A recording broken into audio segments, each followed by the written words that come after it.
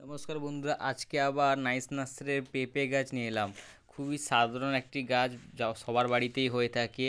কিন্তু এই পেঁপে গাছকে কি করে পুরুষ এবং স্ত্রীতে ভাগ করা যায় সেই গুণাগুণ আজকে আপনাদের সঙ্গে শেয়ার করব। পেঁপে গাছ তো আপনারা সবাই জানেন। পেঁপে গাছে এটা হচ্ছে ছোট চারা। ছোট ছোট চারা কী করে জানবেন?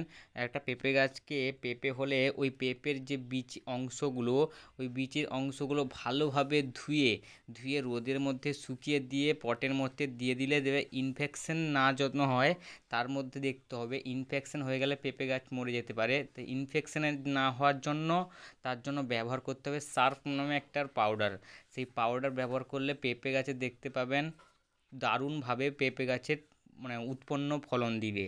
এবার পেঁপে গাছে সবাই তো জানেন যে পেঁপে গাছের গুণাগুণ, এবং পেঁপে গাছটা 1 থেকে 1.5 মাসে হওয়ার পর দেখতে পাবেন পেঁপে গাছে ফলন চলে এসছে। এই পেঁপে গাছে ভরপুর ফুল চলে এলেই ফলন দেবে। এবং পেঁপে গাছ তো সবাই চেনেন যে পেঁপে গাছে ভরপুরেই ফুলেই ফলন। আমার 4 থেকে 5 বছরের পর গাছে দেখুন কত ফলন এসছে। মানে গাঁঠিতে গাঁঠিতে পেঁপের ফলন। আর পেঁপের ফলন কে না চায় বলুন? পেঁপে গাছ দেখতে যেমন, তেমনই সুন্দর ফলন দেয়ও। পেঁপে গাছ মিষ্টি একটা পেঁপে গাছ। এবার এটা হচ্ছে মাদার এবং পেঁপে জাতীয় একটা পুরুষ এবং উভলিঙ্গ স্ত্রীর মিলন।